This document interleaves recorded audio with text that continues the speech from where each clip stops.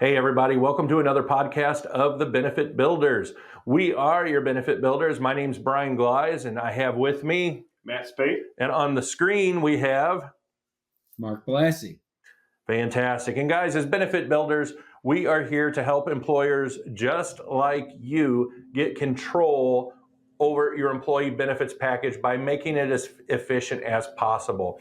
When you take a look at the podcasts that are available out there, you're going to see a lot of different topics, and we do a little bit of a dive on each one of those topics because instead of doing a 3-hour podcast, we want you just to be able to punch in, get the information you need, find the benefit of the Benefit Builders, and give us a call. As we go through this process, we use a tool called the Pillars of Excellence, and I'll put that up on the screen real quick for you. But what the Pillars is it keeps us on track. It allows us to stay focused and allows us to know what areas to talk to you about in order to get the best results.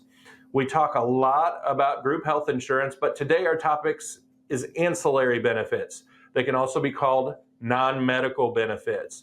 They are no less important to the policy or the way that we build the policy for you. So we're going to talk a little bit about that today. Mark, I'm going to kick it off to you first. Talk to us a little bit about ancillary products. I agree, Brian. The way we describe this group of benefits has changed over time. Years ago, we did refer to it as non-medical. Today, ancillary. And when you just read the pure definition of the word ancillary, you see support of the primary. And I think the way you introduced it as supporting the core medical coverage is critical today as employers continue to fight in that competitive labor market. How do you attract and retain key employees? We believe one of your strategies should be to look at ancillary benefits. Most popular within the package, dental, vision, life insurance. Then as you extend that lineup, you'll come across disability. How do you protect income? You'll see other voluntary products, often referred to as AFLAC-like. Most popular three are critical illness, hospital indemnity, and accident. So our goal as benefit builders is to make sure there are no gaps in your program that could interfere with your way to stay competitive in today's labor environment. When you look, Brian, at the mid-year 2024 trends, what's going on in the marketplace, you'll see hot topics like paid leave, financial wellness, emotional salary, and that could be an entire podcast on its own, and personalized benefits. All four of those key factors can be addressed by some combination of these ancillary benefits. No, right on. And ancillary benefits, a lot of times you will just see them bolted on to the main health insurance package that you have. We as benefit builders want to go a step further than that. So I'm going to give you a quick example. When I talk about dental insurance to your employees, I'll be lucky if they don't throw anything at me because a lot of times there is disruption in the networks. They have problems finding a doctor. If they do find a doctor, they have to travel X number of miles to get it. So what we have done is we have plans and products outside of your standard bolt-on. And what I have found, especially in rural communities, is I'll just throw a name out there, a company like Principal, where they treat in-network and out-of-network the same, so it doesn't really matter. That work-life balance, all right, where we want your employee to be able to use the benefits that you provide them in an easy function. And Matt, I want to turn it over to you real quick because you have an example about how beefing up ancillary benefits can help you, the business owner, in other aspects of your insurance. Yeah, thanks, Brian. So the obvious reasons that you get these coverages is one, to help your employees, two, to retain your employees and keep them satisfied, and three, to bring in new employees when you offer stuff that maybe your competitors don't. Another side that typically employers don't think about is how work comp insurance relates to these types of coverages.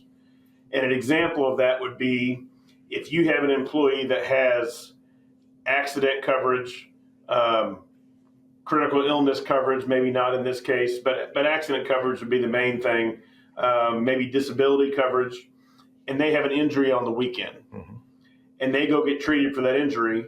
They know if they have that accident coverage that they're going to get some benefit back from their policy.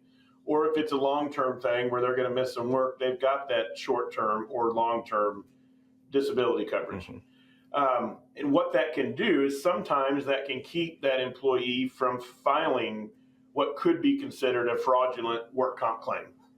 We don't think that your employees would necessarily do that. We're not saying that your employees have or will do that. But our experience says a lot of work comp claims do happen on Mondays. Ding, ding. A lot of times it's they pulled their back cutting down tree limbs or pulling weeds or planting flowers, and they work in a manufacturer and they come in and they lift a box and they say they pulled their back. Yeah, and I want to reiterate, we're not accusing your employees of doing anything erroneous or anything like that, but the real world plays a part in this, whether we like it or not. And that's one of the things that we do as your benefit builders, is we talk about the real world and kind of how we can utilize our knowledge, our platform of products, because I guarantee you, if your ancillary program, your dental and vision, is just bolted on to your major medical, and it's the same company as your major medical, that your broker more than likely did not shop the excess markets for what was out there. And as benefit builders, that's what we're here to do, is to make sure that as an extension of your team, when you look at the pillars of excellence, the foundation of that is the concierge service.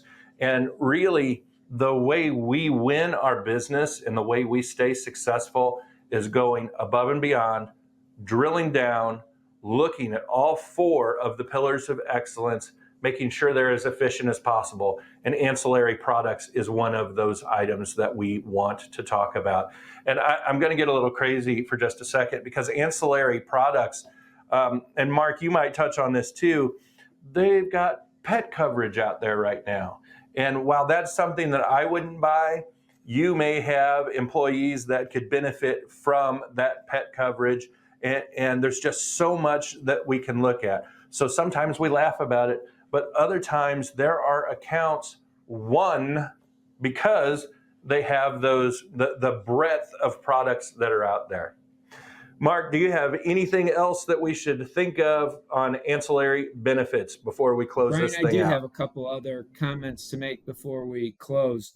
First one is to stay on the topic of personalized benefits that you were mentioning earlier.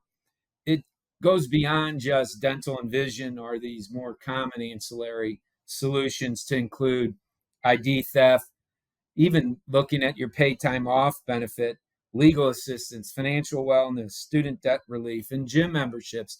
These are all aimed to help members personalize their benefit package. One way to determine what your offering should be is by conducting an employee survey. We talked about that in one of our episodes. So this would be a good thing to help inform, should we expand, should we contract, but all around work-life balance. That's another buzzword. The other point that we need to address is oftentimes these ancillary benefits are funded 100% by employees. We use the term voluntary to talk about 100% employee funded. Employers could help contribute to increase participation, to help risk mitigate those workers' comp claims that Matt talked about earlier. So work-life balance and a very cost-effective way to help your employees with their work-life balance of benefit selection.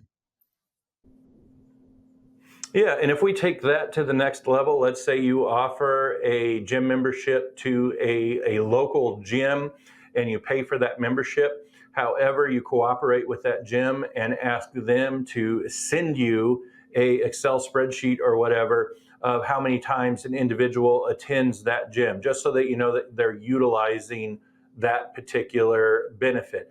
think about weight loss and its impact on diabetes, on its impact on general health.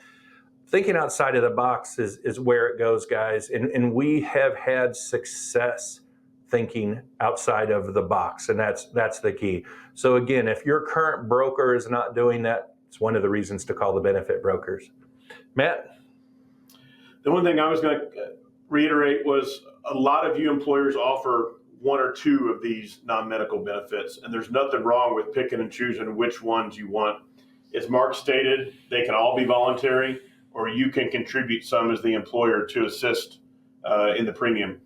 I'm recommending to Brian, we've talked about this, maybe doing a deeper dive into some of those supplemental type benefits. Mark mentioned AFLAC, the cancer plans, the accident plans, the critical illness plans, and possibly working on some other companies and bringing that into a later date. So just wanted to comment on that. Yeah, absolutely. And one of the things that I don't want to do is I don't want to fill your employee benefits with a lot of fluff. I had one company that is allowing us to quote right now, and I mean the list of ancillary benefits that they had was this long. But when you look at the utilization report, nobody's using them. So they either don't know how to use them, it hasn't been communicated, because a lot of times AFLAC is the one that's known most. When I'm doing an open enrollment and there's another AFLAC person over here, that AFLAC person is sitting there with a list of claims form asking the employees, have you seen the doctor this year? Have you had any surgeries this year? And they're retroactively filling out claim forms just so the employee can get the benefit. So it's all about the communication and education, which is part of our pillars that we work on. So guys, thank you so much. If you like these podcasts or the content in these podcasts, please share them with individuals. We are not professional podcasters. We are professional insurance agents, and we appreciate the opportunity to serve you with a common sense approach on how to build out your benefits. So from the Benefit Builders, thank you for your time. Have a good day. All right. Bye-bye.